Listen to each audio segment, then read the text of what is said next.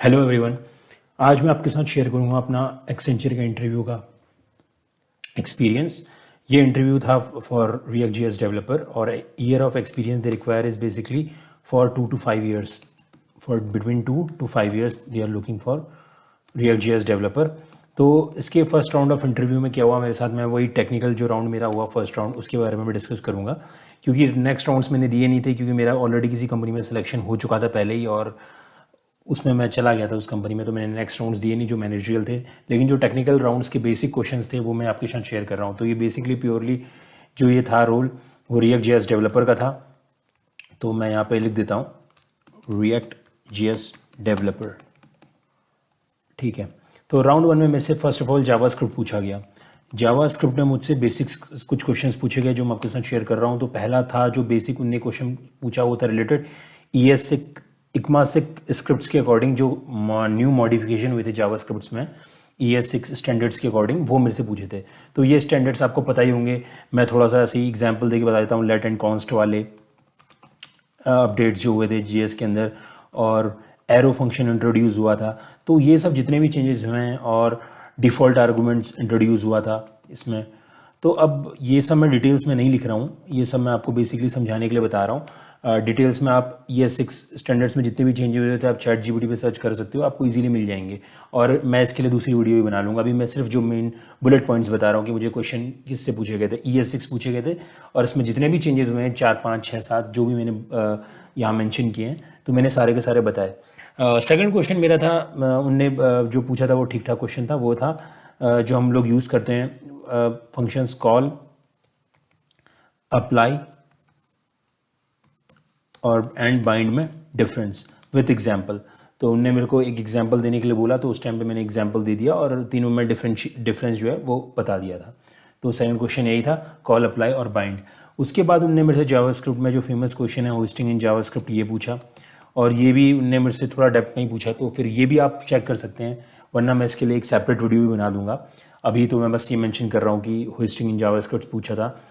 और जो next question मुझसे पूछा गया क्लोजर इन जावास्क्रिप्ट, और इसको भी आपसे एक सिंपल एग्जांपल से समझा दोगे तो जो इंटरव्यूअर है वो सेटिस्फाई हो जाएगा। तो बेसिकली जब भी आपसे क्वेश्चन पूछे जाते हैं ये सब कॉल, अप्लाई, बाइंड टाइप के या क्लोजर टाइप के, तो अगर आप उसको एग्जांपल से समझाओगे तो आपको मतलब आपको कम वर्बली उसको एक्सप्लेन करना पड़ेगा। आप डायरेक्टली एग्जांपल दे करके समझा सकते हो तो ईजी हो जाएगा उसके लिए समझना भी, और एक इंप्रेशन भी सही पड़ेगा अगर आप एग्जाम्पल दे के समझाते हो तो। ने ये क्लोजर क्वेश्चन था। उसके बाद जो नेक्स्ट क्वेश्चन मुझसे पूछा गया था वो था कॉल बैक फंक्शंस। जो कॉल बैक फंक्शंस होते हैं बेसिकली जो फंक्शंस जो इन अपने पैरामीटर्स में एज अ फंक्शन आर्गूमेंट लेते हैं, किसी दूसरे फंक्शन को एज अ आर्गूमेंट लेते हैं अपने पैरामीटर्स में, वो कॉल बैक फंक्शंस होते हैं। तो इसके भी सिंपल बहुत सारे एग्जांपल्स हैं वो आप दे सकते थे, दे सकते हैं इसमें भी, कॉल बैक फंक्शंस में भी। ये मेरे से पूछा गया। और जो मेरे से 6 क्वेश्चन बहुत मोस्ट इंपॉर्टेंट क्वेश्चन है और मल्टीपल बार रिपीट होता है, वो क्वेश्चन पूछा गया कि जावास्क्रिप्ट सिंक्रोनस है कि एसिंक्रोनस है। जैसे कि हम जानते हैं जावास्क्रिप्ट सिंक्रोनस है तो वो अपना एसिंक्रोनस बिहेवियर कैसे शो करता है, किसकी मदद से शो करता है। तो ये सब मेरे से क्वेश्चन पूछे गए। जितने भी हमारे पास वेब एपीआईज होती हैं या सेट टाइम आउट, ये सब जितने भी फंक्शन होते हैं इससे एसिंक्रोनस बिहेवियर शो होता है जावास्क्रिप्ट का, तो वो कैसे होता है। और सिंगल थ्रेडेड लैंग्वेज है, वैसे भी सिंक्रोनस लैंग्वेज है, सिंगल थ्रेडेड है, और फिर भी हम लोग एसिंक्रोनस जो अप्रोच एक तरह से हम लोग कैसे एसिंक्रोनस जो इसका पैटर्न है वो कैसे फॉलो कर सकते हैं किसकी इनकी हेल्प से। सो ये आप बता सकते हैं सिंपली, कोई टफ नहीं था। और उसके बाद जितने भी मेरे से क्वेश्चन पूछे गए थे वो पूछे गए थे रिएक्ट जेएस से रिलेटेड। रिएक्ट जेएस से रिलेटेड जो मेरे से क्वेश्चन पूछे गए थे उनकी मैं लिस्ट डाउन कर रहा हूँ बेसिकली कौन कौन से मेरे से क्वेश्चन पूछे गए थे रिएक्ट जेएस से। वो जो क्वेश्चन थे वो थे, फर्स्ट ऑफ ऑल तो रिएक्ट जेएस से उन्होंने मेरे से बेसिक सा क्वेश्चन पूछा कि आपने रिडक्स का यूज़ कर रखा है। तो रिडक्स मैंने बोला हाँ रिडक्स का यूज़ कर रखा है। तो रिडक्स का यूज़ क्या है, बेसिकली स्टेट मैनेजमेंट के लिए यूज़ किया जाता है, और विदाउट रिडक्स यूज़ करने से और रिडक्स यूज़ करने से क्या फ़ायदा हुआ। तो ये सब क्वेश्चंस तो आप बेसिकली बता ही सकते हैं उसको, कि जैसे पहले हमको डेटा पास करना होता था तो हम लोग पेरेंट्स कंपोनेंट से चाइल्ड कंपोनेंट जाते थे, चाइल्ड कंपोनेंट से फिर किसी फर्दर कंपोनेंट में अगर पास करना है तो ऐसे हायरार्की चलती थी। तो वो सब रिडक्स के आने से सॉल्व हो गई, वो प्रॉब्लम एक सेंट्रलाइज डेटा की रिपोजिटरी बन गई। तो रिडक्स ये पूछा मुझसे रिडक्स का यूज़ कर रखा है कि नहीं। और रिडक्स के साथ ही उन लोगों ने मुझसे एक क्वेश्चन पूछ लिया था पैकेज डॉट जेसन, जो सिंपल ही था। पैकेज डॉट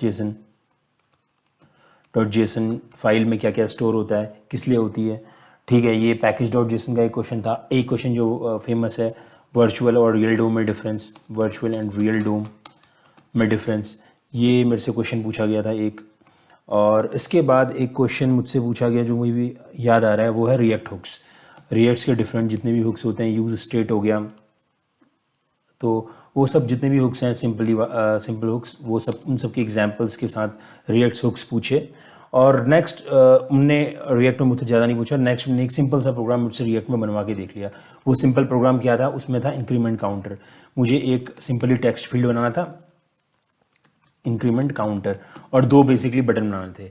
तो मैंने सिंपली यूज स्टेट हुक्स को यूज़ करके कर लिया था ये काम, सिंपली हो गया था। एक React.js की ऐप बनानी थी, उसमें एक टेक्स्ट फील्ड में बटन, अगर मैं इंक्रीमेंट वाला बटन दबाता हूँ तो काउंटर 1 से इंक्रीमेंट हो जाए, डिक्रीमेंट वाला क्लिप पे क्लिक करता हूँ तो काउंटर 1 से डिक्रीमेंट हो जाए। और तीसरा बटन भी वो बनाने के लिए बोल सकते हैं, बाय डिफ़ॉल्ट वाला बटन, डिफ़ॉल्ट पे आप क्लिक करते हो तो काउंटर अगेन 0 पे सेट हो जाए। तो 3 बटन और एक text field, basically counter field, जिसमें काउंटर की वैल्यूज आपको शो हो रही हूँ। तो ये उनने मेरे को सिंपली बनाने के लिए ये प्रोग्राम, लास्ट प्रोग्राम दिया था। और उसके बाद वो मतलब इंटरव्यूअर मुझे सेटिस्फाई देख रहे थे। उसके बाद मेरा नेक्स्ट राउंड शेड्यूल हो गया, जो था मैनेजरियल राउंड। तो मैनेजरियल राउंड, जैसे मैंने बताया, मैं पहले से किसी कंपनी में, मुझे 1-1.5 महीना हो गया था ज्वाइन किए हुए, तो इसीलिए मैंने मैनेजरियल राउंड अटेंड तो नहीं किया, लेकिन मुझे पता चला कि उसमें कुछ टेक्निकल पूछा जाता है नहीं। उसमें नॉर्मल क्वेश्चंस होते हैं आपके प्रोजेक्ट से रिलेटेड, और आपने किन टेक्नोलॉजीज में काम किया उससे रिलेटेड, तो थोड़ा सा नॉन टेक्निकल होता है। तो first round of interview important था, और ये अराउंड मेरा 40 मिनट्स चला होगा, 30 to 40 मिनट्स चला होगा। 30 to 40 मिनट्स के बीच में ये राउंड ऑफ इंटरव्यू मेरा चला। तो आई होप ये सब आपके लिए हेल्पफुल होगा। तो ये आप डायरेक्टली ये सब टॉपिक्स आप ChatGPT वगैरह पे डाल दोगे तो आपको इसके आंसर्स वगैरह मिल जाएंगे। और अगर आप चाहते हो कि मैं ही आंसर कर दूँ तो मैं इसके लिए फर्दर वीडियोस बना सकता हूँ, ये सब इन सबको क्वेश्चंस का आंसर करते हुए। तो आई होप मुझे आपको ये वीडियो मेरी पसंद आई होगी। और भी मैंने कंपनीज़ के इंटरव्यू दिए हैं, तो उनकी वीडियोज़ भी मैं अपलोड करता रहूँगा। तो प्लीज़ मेरे चैनल को सब्सक्राइब कर दो, वीडियो को लाइक कर दो। कुछ क्वेश्चन है तो कमेंट सेक्शन में आप पूछ सकते हैं। Thanks for watching this video. तो